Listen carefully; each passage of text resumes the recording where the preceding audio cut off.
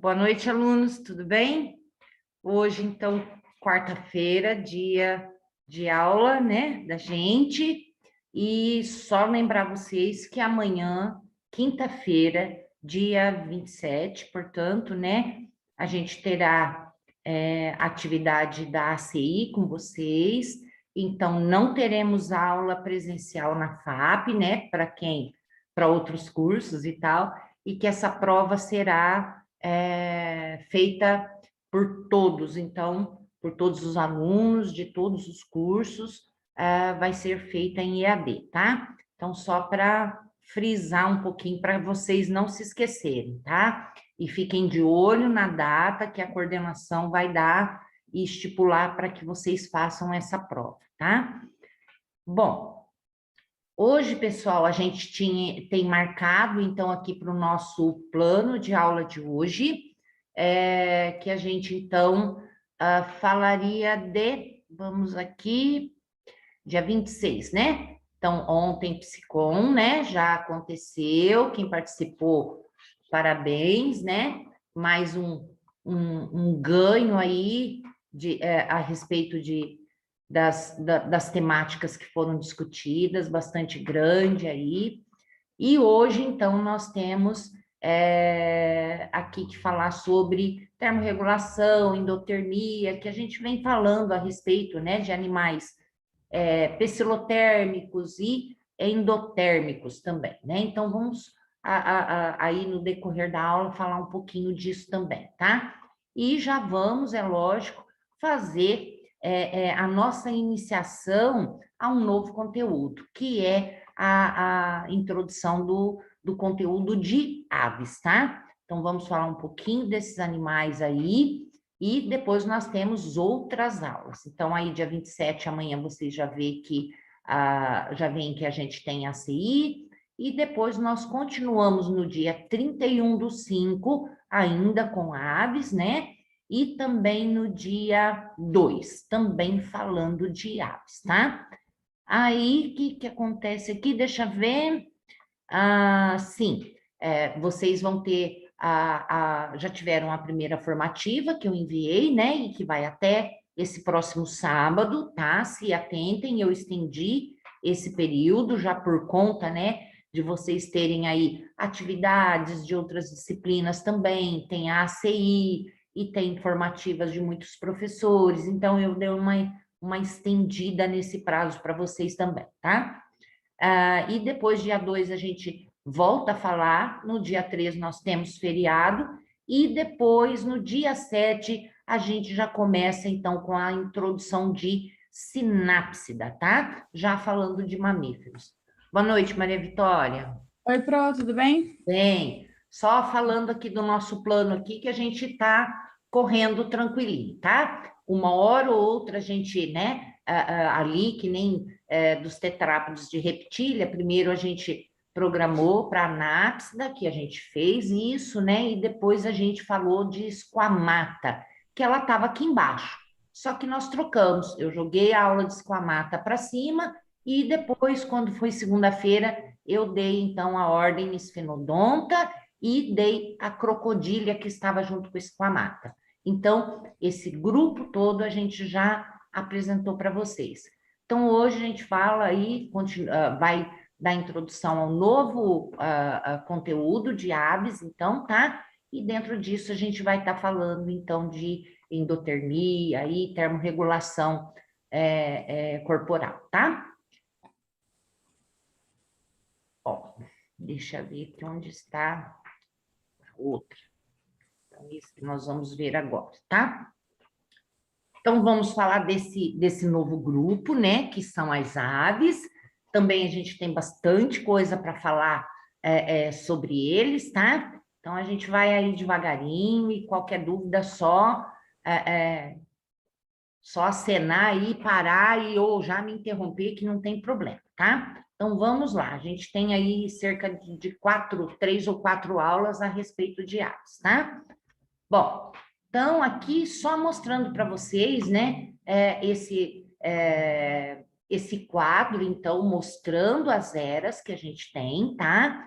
E cada era ali também mostrando esses grupos de animais, tá? Conforme a evolução foi ocorrendo, a gente tem esses grupos de animais aparecendo em determinados períodos dessas eras, tá? Porque essas eras, elas são, né, ainda subdivididas também, né? E aqui nós temos, então, os anfíbios que nós falamos, os peixes, né? Cada um relacionado às suas eras, então, tá? Aqui nós temos os répteis que nós acabamos de falar, né? E que, se a gente olhar, ó, no grupo dos anfíbios, lembra que a gente falava, né? Que tinha, então, esses anfíbios é, é, mais primitivos, né? Que eles também, de uma linhagem ali, originou, então, os tetrápodes reptilianos, tá? E que aqui nós temos, então, nesse momento, então, a gente tem essas espécies atuais. Aqui, os répteis, da mesma forma, tivemos né, um aparecimento desses répteis.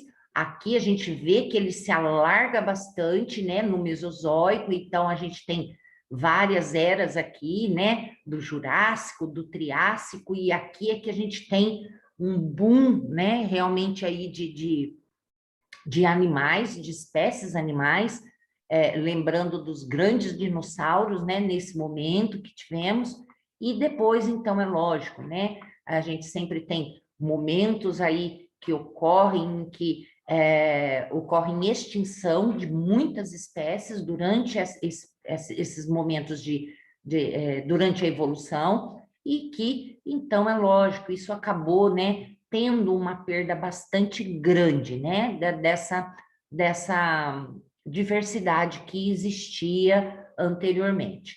Mas temos representantes ainda deles atuais, né, que são os répteis que a gente acabou de falar.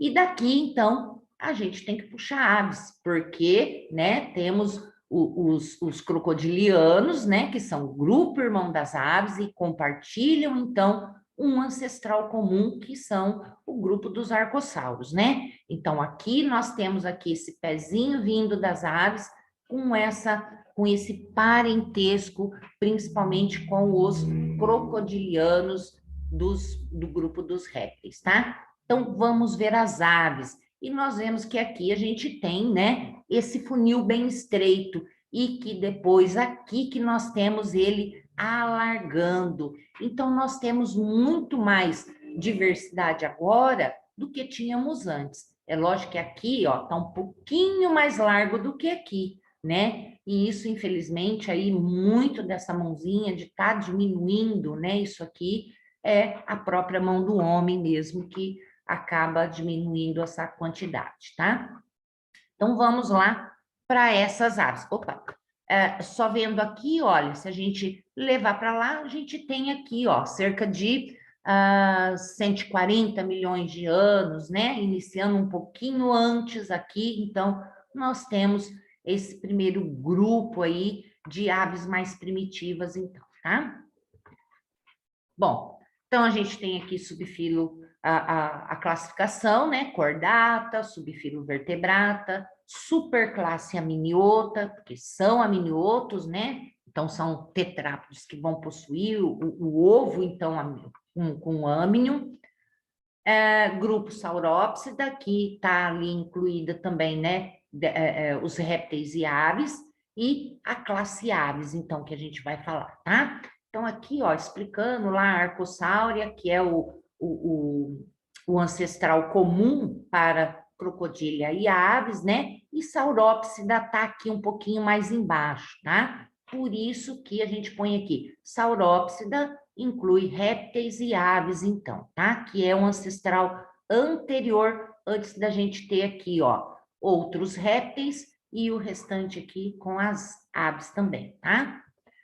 Bom, sabemos que também, olha lá, agora, né, nós vamos tratar de aves, e que aves também está dentro do grupo dos animais que são diápsidos, né? Isso é, possuem um arco duplo, duas fenestras, então, temporais, né?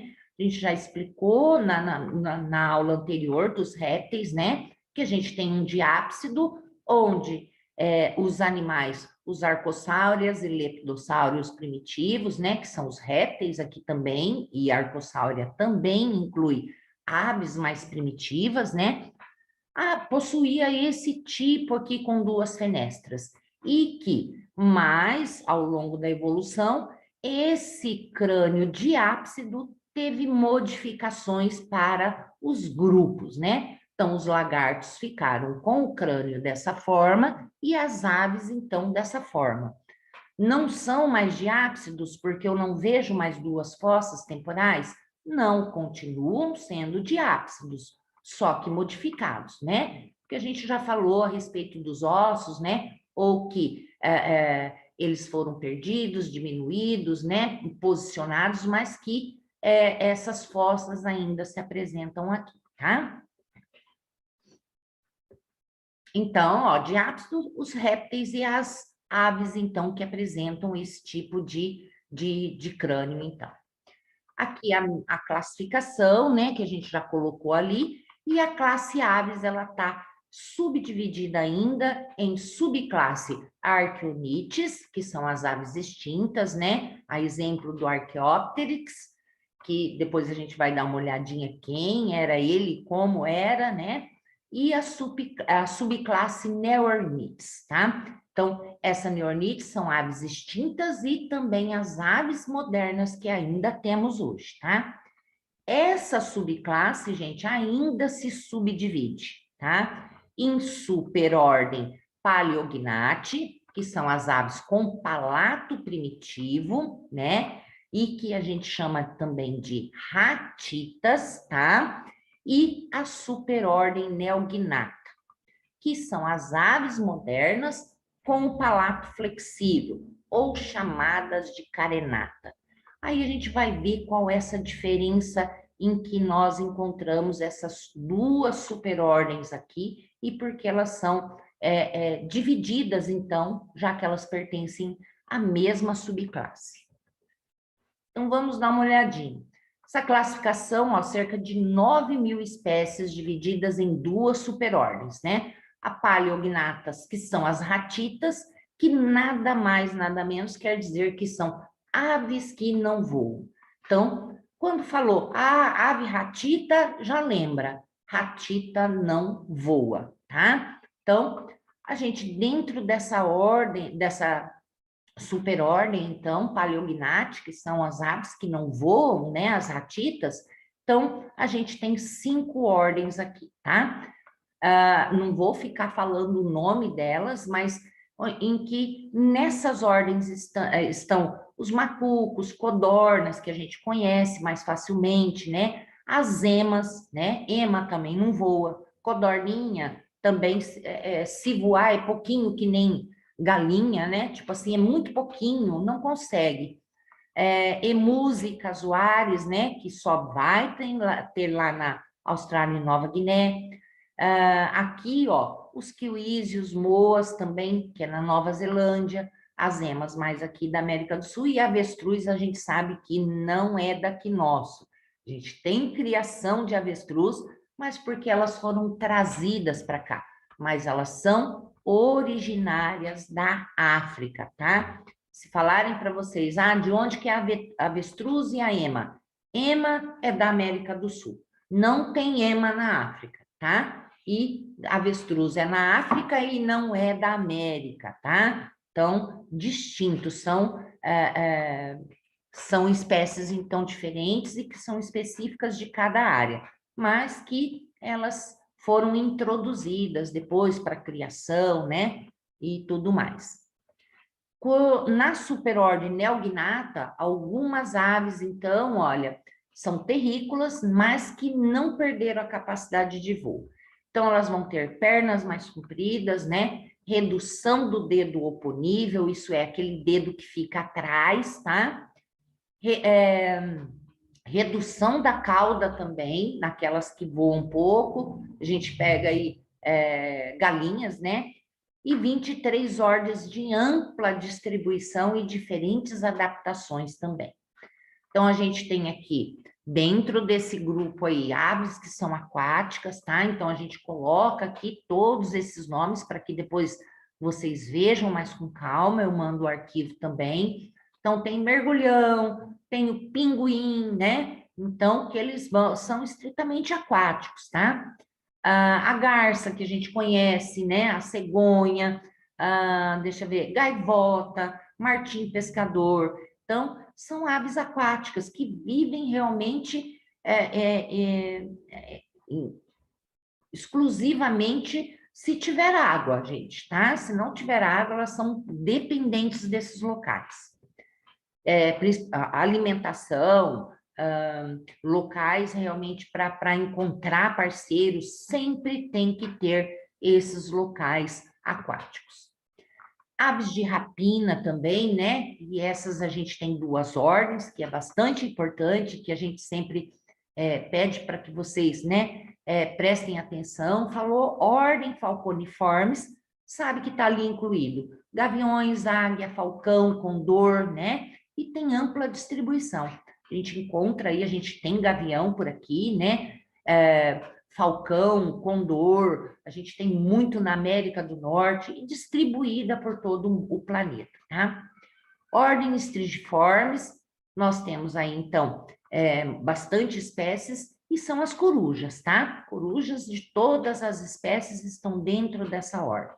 E também com ampla distribuição.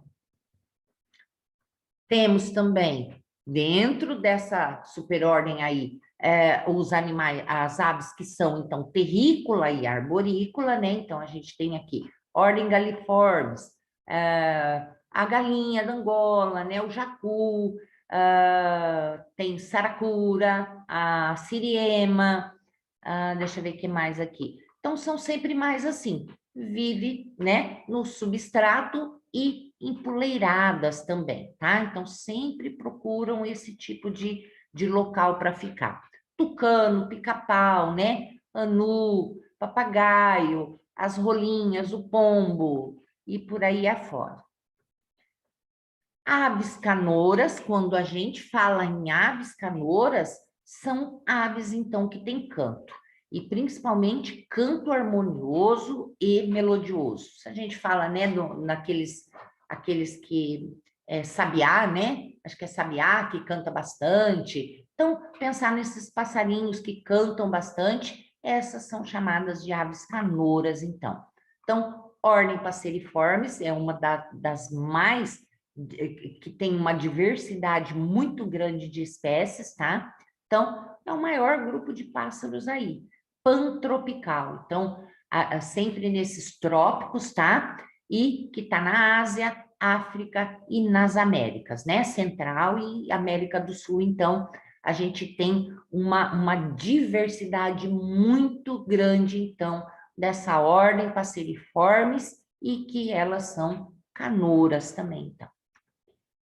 E as características gerais. Então, vamos lá começar a dar uma olhadinha quais são características de aves, tá?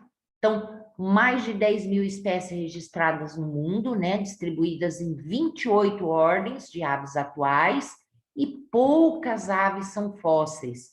Foi o que eu mostrei lá no início, quando a gente via isso aqui, olha, né? Opa, isso aqui, né? Das aves que elas eram menos e agora elas são mais. Então, a gente tem essa grande quantidade, então, de aves ainda existentes, e muito poucas foram perdidas, tá? São diápsidos, por conta das duas fenestras temporais, então, são animais que são ovíparos, vão colocar ovos, e são aminiotas. Então, esse ovo tem âmnion e tem todas as características do ovo com casca, né? Para proteger aquele embrião, tá? São homeotérmicos, ou então chamados de endotérmicos, né? Os dois nomes quer dizer que esses animais possuem uma temperatura corporal em que ela é gerada pelo próprio metabolismo corporal, tá? Então, as nossas células, a gente sabe que tem mitocôndrias, e as mitocôndrias são responsáveis por gerar essa energia através de ATP, né? Como outros dispositivos que a gente tem também, né? Do próprio corpo de algumas espécies, nós mamíferos, nós temos pelos ainda, alguns pelos que ficaram pelo corpo, que nos ajudam a manter a essa temperatura corporal, cabelos, né? Aves têm penas para também manter, né? Porque não adianta gerar e não manter essa temperatura também. Outras características, filogeneticamente muito relacionada aos dinossauros, né? Então, características relacionadas ao voo, comportamento, anatomia, ecologia. As penas são exclusivas, então, embora tenha originado ainda no período dos dinossauros, tá? Essenciais para o voo e a termorregulação. Essas penas, então, ajudam a manter esse animal mais leve e também ajudam a manter essa temperatura corporal que eles necessitam, então. Não só gerar, mas manter essa temperatura que é tão necessária aí para esse grande metabolismo que eles têm. Membros posteriores adaptados para andar, né? Então, a gente olha lá para os pés da galinha, né? Porque a asa são os membros anteriores, então, os pezinhos lá para andar, para empoleirar ou mesmo para nadar. A gente tem grupos de aves que não voam e elas, então, ou vão somente caminhar, né? Bater uma asa, mas sempre correndo, ou então, especificamente ali no caso dos pinguins, elas vão nadar, tá? Migrações, olha, sazonais de longas distâncias, para quê? Para ir buscar alimento, para procriar, evitar predadores e reduzir a competição interespecífica dentro das espécies de aves. Então, as andorinhas, por exemplo, tem até a música que já fala, né? Andorinha sozinha não faz verão. Elas saem do norte da América, tá? Da América do Norte, saem de lá e vêm procurar o verão aqui, gente. Elas passam o verão aqui, procriam aqui, aí depois, quando essa cria está já grande, aí eles voltam para lá. Então, olha de onde que elas vêm, quanto que elas percorrem para chegar aqui, né? E para acasalar. Muitas, então, vão procurar também locais longínquos para se alimentar, né? Ou então vão fugir de predadores, porque em certos momentos, né, que eles estão naquele local, outros grupos de animais que podem ser predadores também vêm em busca de alimento. Então, elas migram para outros locais onde aqueles predadores não vão estar presentes naquele momento, naquele período.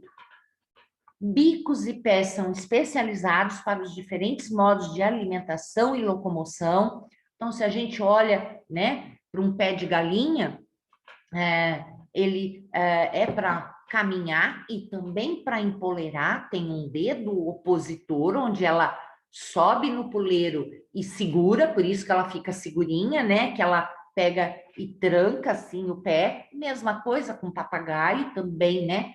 Fecha os pezinhos e ele não tem quem derruba ele dali, a não ser se você chispar ele. Se a gente olha para o pé de um pinguim, a gente vai ver que tem membranas interdigitais. Essas membranas viram remos, gente. Esse animal precisa nadar. O pato também tem remos, né? Tem essas membranas, porque ele precisa nadar. Então, diferenciado. Se eu olho para os bicos, a mesma coisa, né? Então, vou ter bicos especializados para comer sementes, né? Para comer insetos, né? E uma diversidade bastante grande conforme esse modo de vida que o animal tiver. Morfologia do trato digestório reflete os hábitos alimentares, uma vez que nós temos, então, o trato digestório modificado em uma ave que é insetívora, né, que ela é carnívora, então, ou numa águia, que é carnívora, do que uma que come somente que é herbívora. Então, nós teremos mudança também em relação a isso, tá? Menores nos carnívoros e maiores, então, nos que se alimentarão de frutas, né, ou plantas. Forma da asa reflete a característica de voo, né? Então, o tamanho das penas que terão nessas asas também, né? A forma em que elas são colocadas já caracteriza. A própria asa ali, né? Dos pinguins, se a gente olha uma asa de um falcão que plana, é totalmente diferente de um beija-flor ou de um bem-te-vi, né? Então, são aves que ou vão bater muito as asas, ou bate a asa somente para lançar voo, mas depois a maioria do seu voo é o planeio. E isso modifica bastante também essa forma da asa. Por isso que caracteriza o voo. Quanto ao voo, ó, o voo impõe um limite máximo de tamanho, então a gente tem aí cálculos aí que sugerem em torno de 12 quilos para o voo, mais que isso é complicado. Temos aves bastante grandes que voam, a exemplo do pavão. O pavão tem uma cauda bastante grande, ele voa, mas não é um voo muito legal, não, já devido ao tamanho e também à estrutura da, da, da cauda dele, né? Então, é um voo meio desengonçado, mas ele até voa, tá? Então, muitos desses animais, por conta, então, do grande peso que vai ter, a gente já olha ali, né, uma ema ou um avestruz, não tem condições de voar mais, né?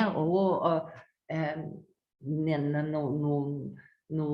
durante a evolução, tivemos grandes animais que voavam, né? Até alguns grupos nem eram aves mesmo, tá? Que conseguiram voar, mas que hoje, então, a gente não tem, assim, animais de grande peso voando, tá? Não muito acima disso.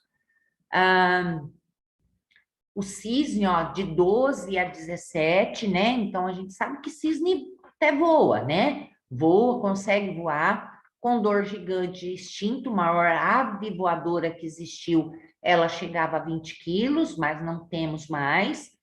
Maior ave atual que não voa, avestruz, porque elas chegam até 150 quilos. Maior ave conhecida extinta, a ave elefante, que é essa daqui, tá? Então, chegava a pesar, então, 450 quilos, né? Isso é só uma comparação entre os tamanhos, então, muito maior, a gente acha um avestruz enorme, imagina se essa ave elefante. E a galinha, tá? Galinha, ela consegue ali correr, mas o voo dela são voos muito curtinhos também, tá, gente? Ela é grande corporalmente para o tamanho de asa que ela tem também, tá? Bom, adaptações para o aumento de potência, tá? Para o aumento de potência e diminuição do peso para o voo. Então, membros anteriores modificados em asas. Se eu, então, tenho ela modificada em asa, eu já diminuo também, aumento a potência e diminuo o peso desse animal, tá? Ossos pneumáticos, isso é, os ossos não são sólidos, tá, gente? Então, eles são, existem cavidades nesses ossos, tá? Trabéculas ali, em que a gente, quebrando eles, a gente vai ver que eles são aerados por dentro. Existem cavidades, então, e essas cavidades dos ossos, até mesmo elas podem ser preenchidas de ar, e isso deixa o osso bastante leve, tá? Ossos mais pesados ou ossos mais duros, né, e sólidos que a gente vai ter, são mais ossos das pernas, né? Mas mesmo assim eles ainda vão ter certas trabéculas, tá? Bicos córneos para alimentação, para defesa, que são bicos bastante fortes, tá? Utilizados para construir também ninhos, tá? Para alisar apenas, bico não é só para comer ou para se defender. O bico é extremamente importante para ajeitar, né? Para organizar a posição das penas também, tá? Outra coisa, ausência de dentes, deixa esse animal mais leve também. Então, é um grupo que não possui dentes, tá? Possui uma língua longa para capturar também alimentos. O trato digestório ali vai ter um papo que vai armazenar temporariamente, né, nas árvores que são granívoras e carnívoras. Proventrículo, que é um estômago glandular, então vai secretar ali bastante enzimas, porque principalmente grãos, né? Ou quando esse animal come grãos, a moela é que vai ser um órgão bastante importante para ela, porque a moela é um órgão muscular, tá? Que vai ajudar a triturar, porque normalmente eles engolem o grão grande inteiro. Então, ele vai precisar triturar mais para aproveitar, tá?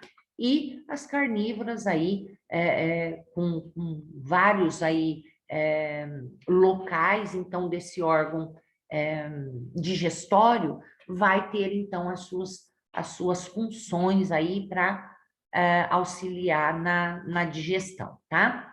O intestino, com muitas velocidades, então, para então ter superfície de contato para se nutrir, né? Para tirar toda essa nutrição dos alimentos, e glândulas salivares para auxiliar na deglutição, tá? Então, para facilitar engolir. Aqui mostrando, então, mais uma galinha, né? Aqui mostrando como que a gente tem esses órgãos, então, armazenados aí, como que eles estão localizados dentro do corpo, tá? Os órgãos aqui reprodutores, aqui mostrando uma galinha, inclusive todo aqui esse local do ovário, né? Onde tem a produção dos ovócitos, e aqui o oviduto, por onde esses ovócitos vão passar, tá? É aqui nesse oviduto que vai receber a casca do ovo, né? E depois vai sair pela cloaca, tá? Então, quando existe cloaca, a gente sabe que é um local, então, por onde nós teremos saída das excretas alimentares, né? Que vem aqui todo por aqui, o estômago, o intestino e sai na cloaca, como o oviduto também está ligado na cloaca e o ovo também sairá por aqui, tá? Endotermia, só para deixar um pouquinho aqui para vocês, né? Ou homeotermia, é a capacidade, então, desse organismo gerar e conservar calor, a fim de manter essa temperatura do corpo estável, tá? E quente. Então, as aves, principalmente, têm uma alta taxa metabólica, tá? Então, aves, elas têm temperatura acima de 40 graus, gente, tá? Então, aves são bem quentes. Se você bota a mão debaixo das penas, né? De uma galinha, de um papagaio, você vai ver que é extremamente o corpo desses animais, tá? Bem quente mesmo. Então, taxa metabólica é a velocidade também, olha, na qual as reações químicas ocorrem nas células do corpo. Então, quando a gente pensa em aves, gente, então a gente tem que ver que aves, principalmente que voam, né, tem um gasto muito grande. Por isso que tem que haver uma taxa metabólica bastante alta para fornecer essa energia para o voo, tá? Principalmente isso é que demanda essa alta taxa metabólica aí, por causa do voo, principalmente. E em relação a esse voo, E ter essa alta taxa metabólica, também o coração tem que ter uma alta pressão. E um coração grande. A gente fala, ah, mas coração de galinha é tão pequenininho, né? Como é que é um coração grande? Mas é um coração grande em relação ao tamanho deles, né? Que é um órgão já do tamanho apropriado para as exigências corporais desses animais, tá? Então, a gente tem ali 2 átrios e 2 ventrículas e completa separação de sangue arterial e sangue venoso. O que a gente via no irmão deles lá, que são os crocodilianos, que é o único grupo dentro de répteis que também já tinha a separação total desse sangue arterial e venoso, tá? Então, o sangue flui em série no circuito sistêmico e pulmonar. Isso é sistêmico. Corre por todo o corpo, né? Então, tem lá a circulação correndo no corpo e aqui corre dentro do pulmão, então, para receber o oxigênio, tá? Sistema respiratório é muito eficiente, né? Para demanda de oxigênio e termorregulação que vai exigir desses animais. O pulmão até é pequeno, é compacto, ventilado por movimentos das costelas, tá? E do externo, e eles são conectados aos sacos aéreos. A gente vai ter uma aula em que a gente vai falar melhor da respiração desses animais, mostrando figuras, como que esse ar vai entrar e vai, então, preencher esses sacos aéreos e os pulmões também. Excreção, ó, excreta de ácido úrico, é uma urina mais sólida, tá? Não existe bexiga nesses animais, então eles não têm onde armazenar. Então, por isso que sempre ocorre produção discreta, ela é eliminada. Por isso que a gente não pode ficar debaixo de passarinho, né, Maria? É terrível. Já levei várias cagadas de Tá, passarinho. né? Ah, então. Depois vem os outros falando, ai, você tá com sorte, né? Aham. Não, Não, é por azar. é. Então é isso. Então, por isso que eles evacuam muito também, né? Então, eles não têm um órgão de armazenamento para depois excretar. E isso também será por que que eles não têm esse órgão? Para se manter mais leve também. Se eles não têm uma bexiga, eles têm um órgão a menos, são mais leves. Se excretam a toda hora que é produzida essa excreta, ela também é eliminada, não fica no corpo, então ele também não acumula peso, tá? Então, sem bexiga, absorção de água nos túbulos renais, né? E em maior número também. E na cloaca possuem glândulas secretoras de sal. Então, aves marinhas, principalmente, né? Vão ter lá, próximo à cloaca, glândulas secretoras de sal. Isso é, porque eles vivem principalmente, a gente está falando de aves que são aquáticas e marinhas, né? Onde tem esses alimentos e onde elas vão ingerir água com maior salinidade. Então, são excretados esses excessos, né? Os grânulos de sal. Outras aves vão ter também uma excreção de sal através de uma estrutura próxima aos olhos também. Visão aguçada, muito aguçada, principalmente se a gente lembrar num condor, numa águia que está em cima de montanhas e eles têm uma visão espetacular, né? Corujas noturnas caçam esplendidamente as suas presas, né? Na escuridão, tá? Então, elas têm uma visão extremamente aguçada. Coordenação neuromuscular também, né? Então, os músculos ligados, né, a neurotransmissores aí, então são bastante eficientes, é muito utilizado essa musculatura desses animais, uma vez que eles voam também, né? E tamanho do corpo com limite máximo de 12 quilos aí para o voo, né? Que seria o apropriado. Que mostrando um pouquinho, então, desse esqueleto de aves, tá? Que fala, a grosso modo, a gente olhando, parece um esqueleto bastante aí delicado, né, de ossos mais finos, ossos muito pequenos, mas que ele é forte, tá? É um osso bastante forte, apesar até mesmo desses ossos, né, a gente dizer que eles são pneumáticos, né, terem cavidades dentro desse osso, não ser extremamente solidificados, eles são muito fortes para esses animais. Aí depois a gente vai ver lá, né, a quilha, né, a carena toda também, que a gente fala de aves que voam e aves que não voam, estão muito relacionadas à presença dessa quilha, tá, gente? Porque é aqui, olha, aqui e também aqui que vão ser inseridos certos grupos musculares que vão estar ligados à musculatura das asas.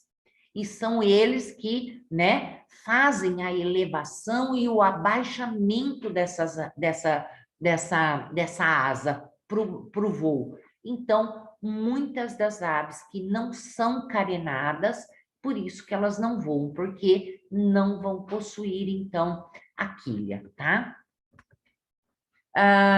A origem das aves, né, para falar um pouquinho aí, existem essas similaridades entre aves e répteis, então, seus parentes atuais mais próximos são os crocodilianos, e a similaridade está no côndilo occipital, o osso do ouvido médio, então, que tem o estribo, a mandíbula é composta por 5 ou 6 ossos, excretam ácido úrico, enquanto, né, mamíferos, diferente deles, vão excretar ureia, põe ovos com muito vitelo, porque é o ovo que vai fazer todo o papel de nutrir esse novo ser até que ele esteja desenvolvido.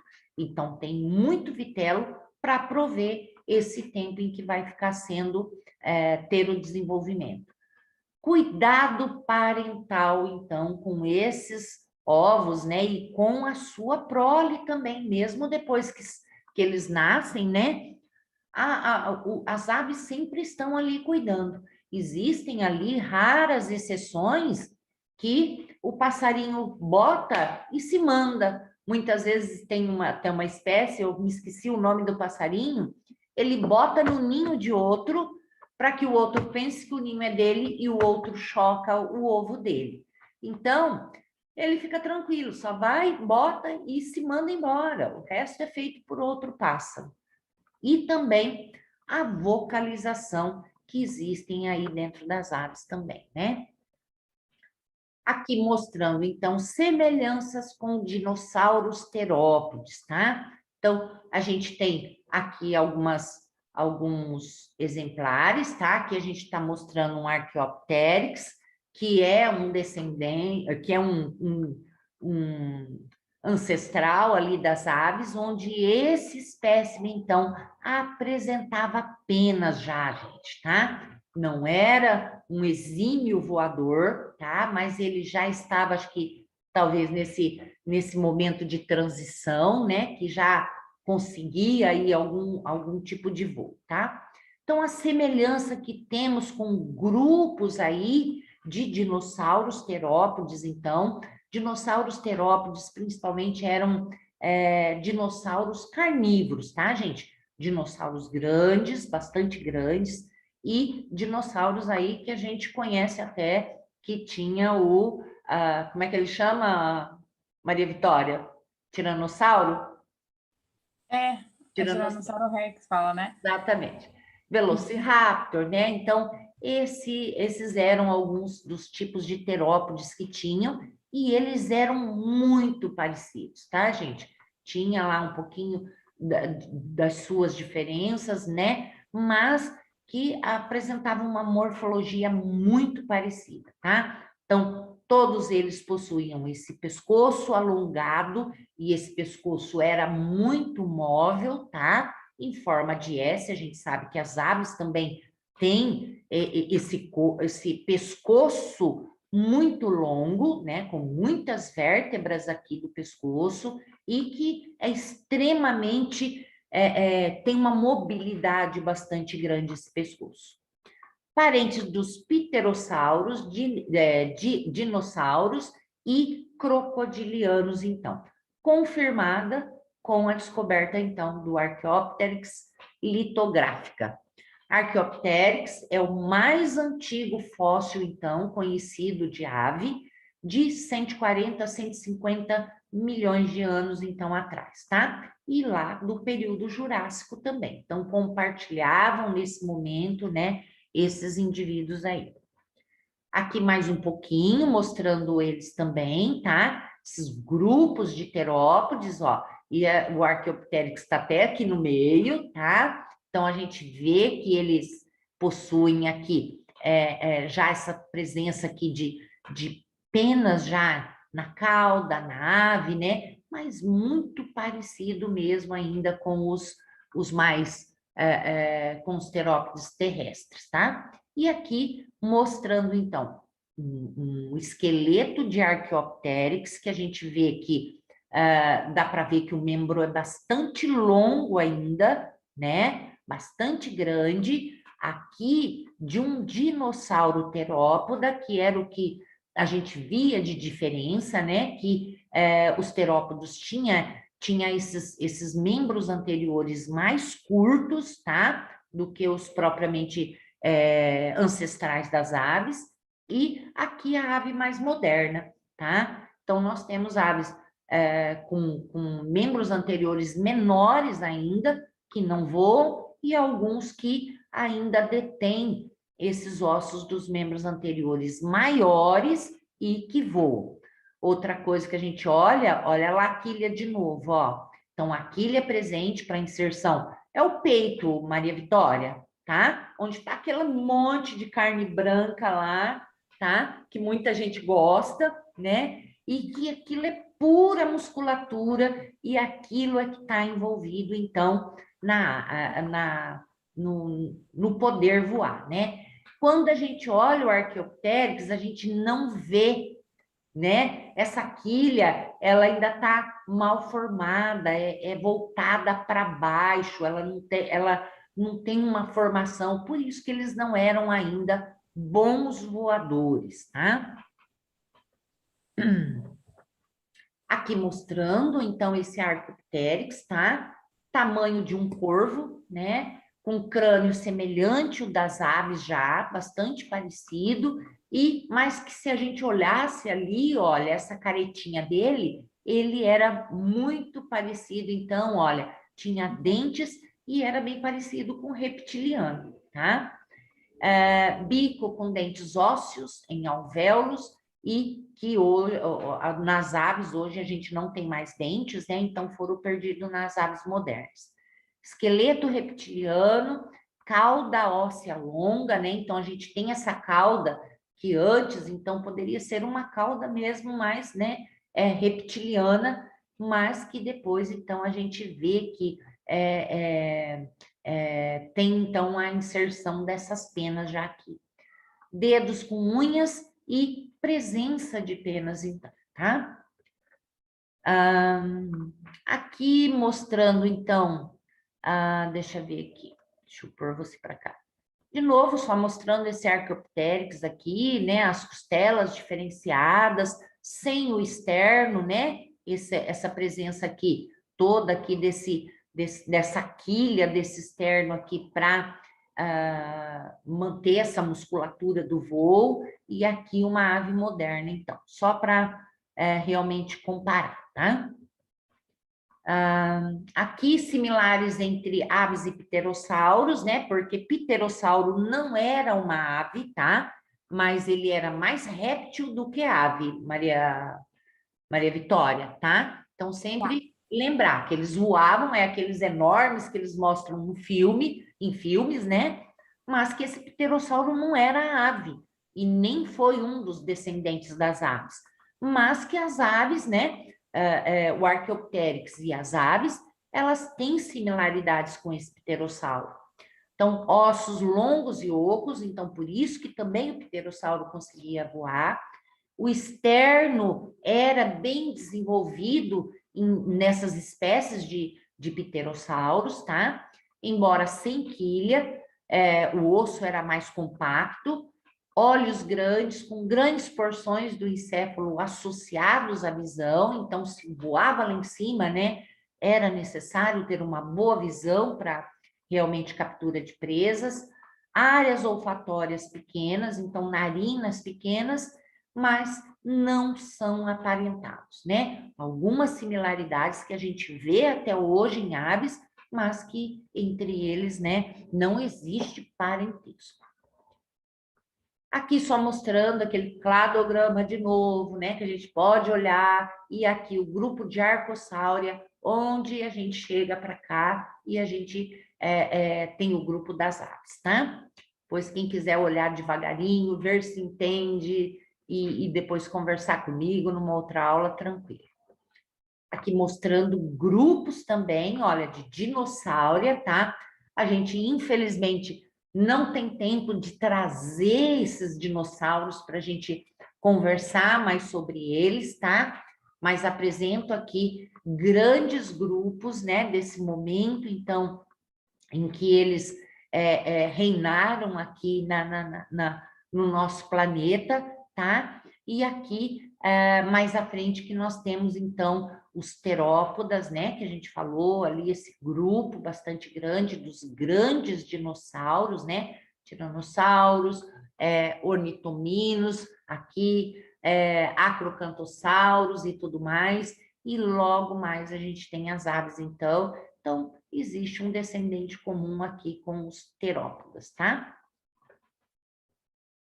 Similaridade entre aves e crocodilianos, que a gente já, né, falou um pouquinho lá, que era cuidado parental, nidificação e vocalização, que a gente vê, né? Depois a gente vai ver o negócio das escamas numa outra aula, mas que isso ainda é compartilhado por eles, tá? Entre esses grupos aqui. A gente sabe que os crocodilianos também... Maria Vitória, eu terminei tudo de crocodilha? Terminei, né? Então tá. Crocodilos, muitas vezes, eu não sei se eu falei, né? Eles botam o ovo, né? Cuidam ali e tal da prole, né? Mas que eles cuidam bastante depois que esses jovenzinhos também eclodem do ovo. Então, eles procuram a água também, que é um local melhor para eles se protegerem, né? E os pais estão lá perto. Nesse momento, os pais ficam bastante cuidando desses jovens, tá? Muitas vezes eles entram dentro da boca dos pais, nesses locais, então, aí fica o pai ali com a boca meio entreaberta, ou a mãe, e esses pequenos ficam lá dentro, lá, protegidos, então, tá? Então, só lembrar desse compartilhamento dessas semelhanças entre eles. Corridinho, mas foi, né? Demorou, uma aula grande, bem grande mesmo essas aulas, Tranquilo. tá? Mas obrigada então, tá, Maria Vitória? Imagina, pronto. Qualquer dúvida vai anotando aí, tá? Pode Beijo, deixar. obrigada. Tchau, Beijo, tchau. boa noite. Boa noite.